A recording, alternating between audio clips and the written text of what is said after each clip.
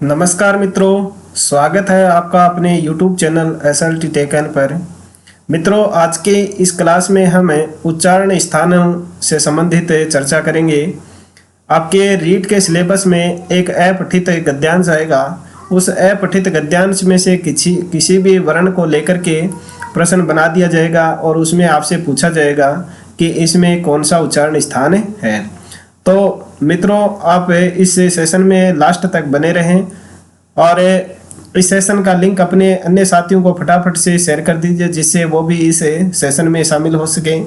Class शुरू करें उससे पहले साथियों, आपसे एक निवेदन है कि अभी तक आपने चैनल को सब्सक्राइब नहीं किया है तो चैनल को सब्सक्राइब कर साथ ही बेल आइकन के ऑल बटन को जरूर प्रेस कर लें, ताकि इस चैनल पर होने वाले हर सेशन की सूचना आपको समय पर प्राप्त होती रहे। तो चलिए बिना देरी किए शुरू करते हैं आज का सेशन और सीखते हैं उच्चारण स्थानों के बारे में। मित्रों, सबसे पहले बात करें हम उच्चारण स्थान की कि उच्चारण स्थान क्या होते हैं। तो देखिए, उच्चारण स्थान है प्रत्येक वर्ण है वो जहां से उत्पन्न होता है, यानी जब हम किसी भी वर्ण को बोलते हैं तो वह वर्ण कहाँ से उत्पन्न होता है, उस उत्पत्ति स्थल को ही हम क्या कहते हैं, उसी को हम उच्चारण स्थान कहते हैं। और मित्रों, ये उच्चारण स्थान है वो मुख्य रूप से 7 प्रकार के हैं। उच्चारण स्थान है वो कितने होते हैं? 7 होते हैं। लेकिन अगर आपसे परीक्षा में प्रश्न पूछा जाए कि पाणिनीय शिक्षा के अनुसार उच्चारण स्थान कितने हैं, तो आपको उच्चारण स्थान 8 करने हैं। अगर सामान्य रूप से यह प्रश्न आए कि उच्चारण स्थानानि कति सन्ति, तो आपको उसका आंसर करना है 7। और यदि प्रश्न यह आए कि पाणिनीय शिक्षा के अनुसार उच्चारण स्थान कितने हैं, तो आपको फिर 8 करना है या 8 है, जो भी आपको ऑप्शन मिले वो आपको करना है। लेकिन सवर्ण संज्ञा का भी आपको एक तुल्य से प्रियतनम सवर्णम, यानी जब वर्णों की तुलना की जाती है तो उस समय आपको उच्चारण स्थान है वो 7 ही ध्यान में रखने हैं, यानी 7 उच्चारण स्थान हैं, उनको ध्यान में रखते हुए ही सवर्ण संज्ञा की जाती है। और अब ये 7 उच्चारण स्थान कौन कौन से हैं उनकी भी हम चर्चा कर लेते हैं। उनमें से पहला स्थान है कंठ, फिर दूसरा मूर्धा, और तीसरा तालु, और चौथा दंताः, पांचवा ओष्ठ, और छठा उच्चारण स्थान होता है नासिका, और 7वां और अंतिम उच्चारण स्थान है जीवामूलम, यानी जीवा कहते हैं जीव को, यानी जीव का जो उद्गम स्थल है उसको जीवामूलम कहते हैं। तो ये है आपके 7 उच्चारण स्थान, जिनके बारे में हम एक एक करके चर्चा करने वाले हैं कि कंठ से कौन कौन से वर्ण हैं उच्चारित होते हैं, मूर्धा से कौन से होते हैं, तालु से कौन से होते हैं। इसी तरह से प्रत्येक उच्चारण स्थान के बारे में हम विस्तार पूर्वक यहाँ चर्चा करने वाले हैं। तो सेशन में आप अंत तक बने रहें। तो पाणिनीय शिक्षा के अनुसार जो उच्चारण स्थान 8 बताए गए हैं, उनमें जो 8वां उच्चारण स्थान है वो ऊरस होता है, और ये ऊरस है वो सभी वर्णों का उच्चारण स्थान सामान्य रूप से माना जाता है। तो चलिए अब करते हैं हम एक एक उच्चारण स्थान की बात। सबसे पहले देखिए, एक ये सूत्र दिया गया है, इसको आपको ज्यों का त्यों रट लेना है। और ये सूत्र अगर आपने याद कर लिया तो फिर आपको ये कंठ से उच्चारित होने वाले जो वर्ण हैं उनमें से कोई भी पूछ लिया जाए तो आपका प्रश्न है वो कभी भी गलत नहीं होगा। अकु है विसर्जनीय नाम कंठ है। अब देखिए, अकु से लेना है आपको ए, और कु का मतलब है कै वर्ग, यानी कै वर्ग का मतलब कै, खे, गे, घे और अड़े, और एक है आपका अक्षर है, और फिर विसर्ग, यह हो गया आपका विसर्ग। इन सब का उच्चारण स्थान है वो कंठ होता है।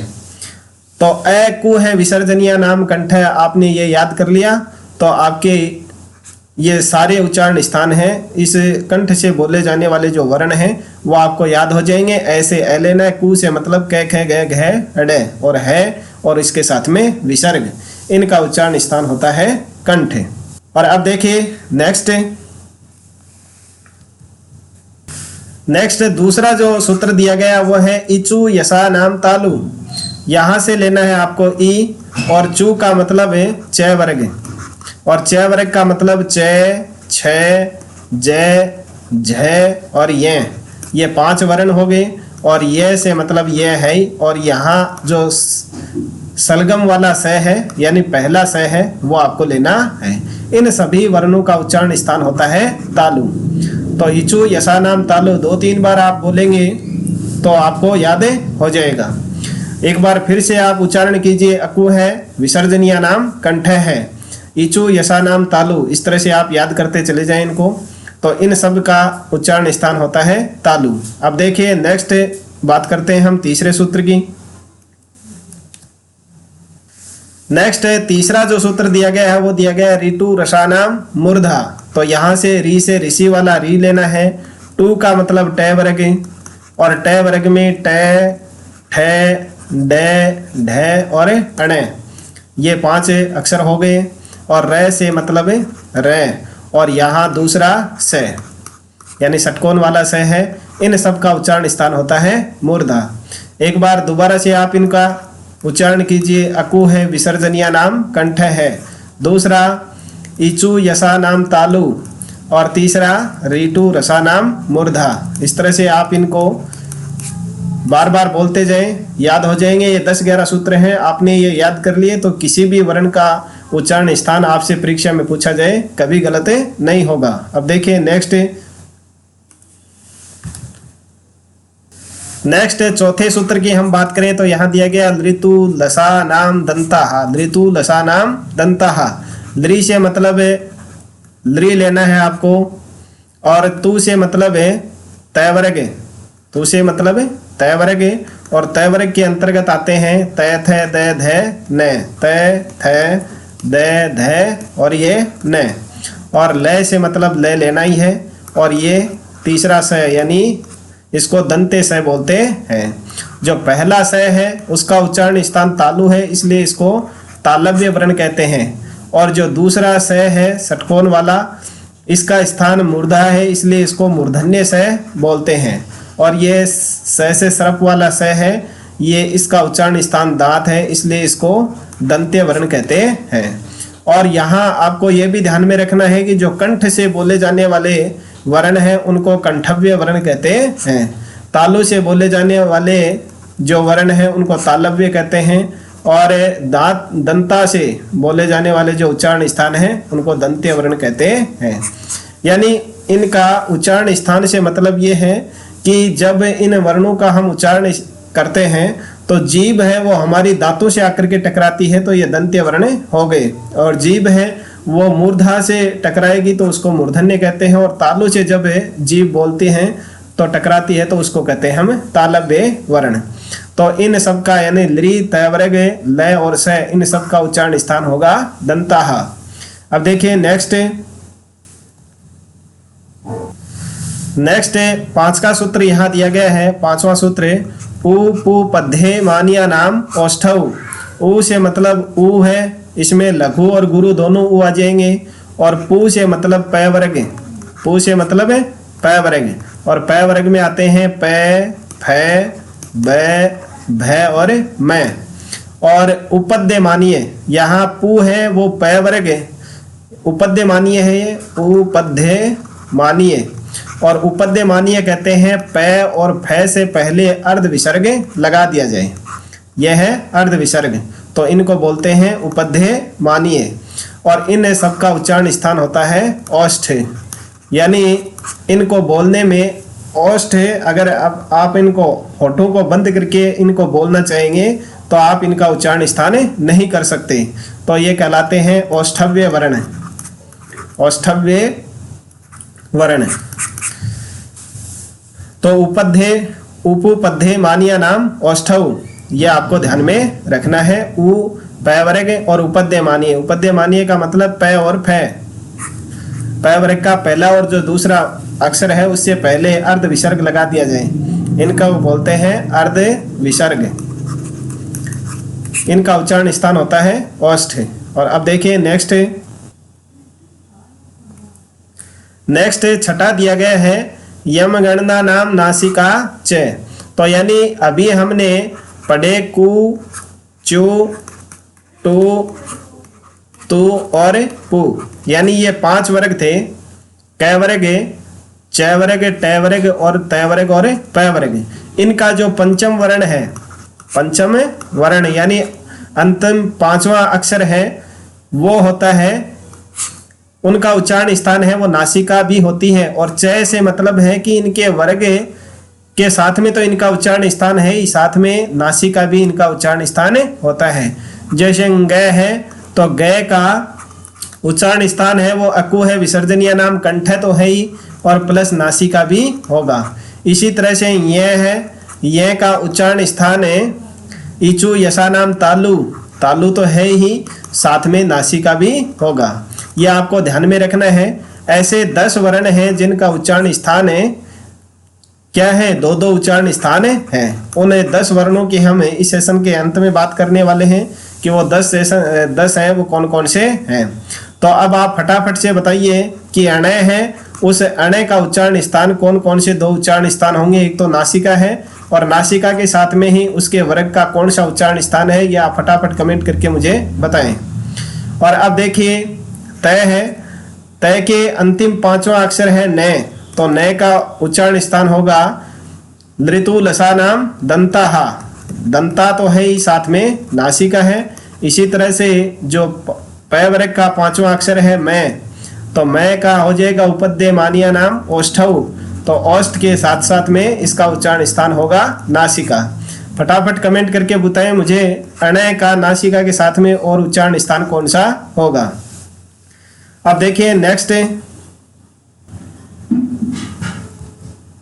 अब देखिए यहाँ ए दैतो कंठ तालु, ए दैतो कंठ तालु, यहाँ हम इसके टुकड़े करते हैं तो क्या होगा, ए दे प्लस एत, और इनका उच्चारण स्थान होता है कंठ तालु, यानी तय और द है वो हलंत है, इसलिए हलंत्यम सूत्र से इनका क्या हो जाएगा, लोप हो जाएगा। और यहाँ शेष क्या बचेगा, ए और आई, और ए और आई का उच्चारण स्थान होता है कंठ तालु।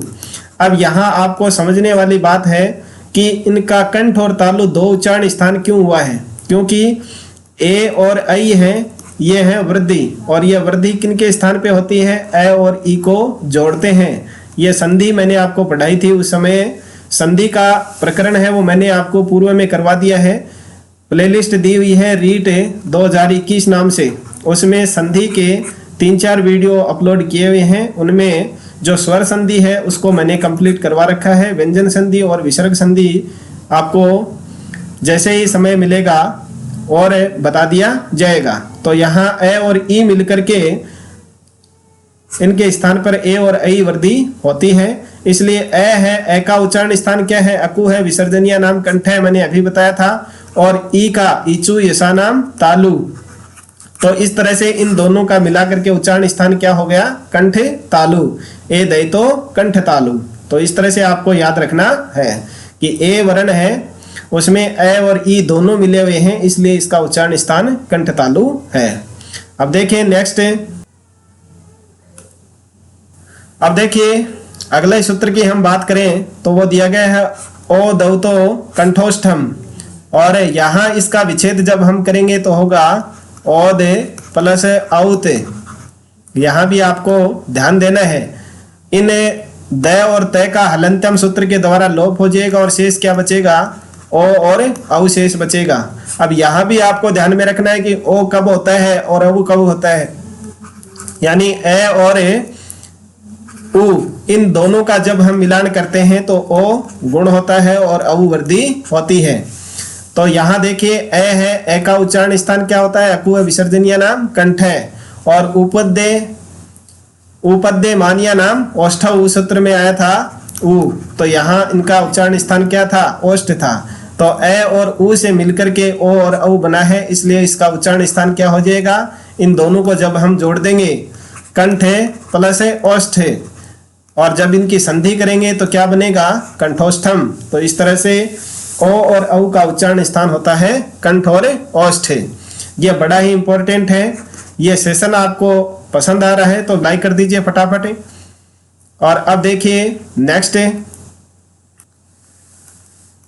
नेक्स्ट दिया गया वकार से दंतोष्ठम। वकार से दंतोष्ठम, व का उच्चारण स्थान दंत और ओष्ठ है, तो आपको व के उच्चारण स्थान के लिए याद रखना है दंतोष्ठम। वकार से दंतोष्ठम यानी व का उच्चारण स्थान दंत और ओष्ठ होता है। और अब देखें नेक्स्ट,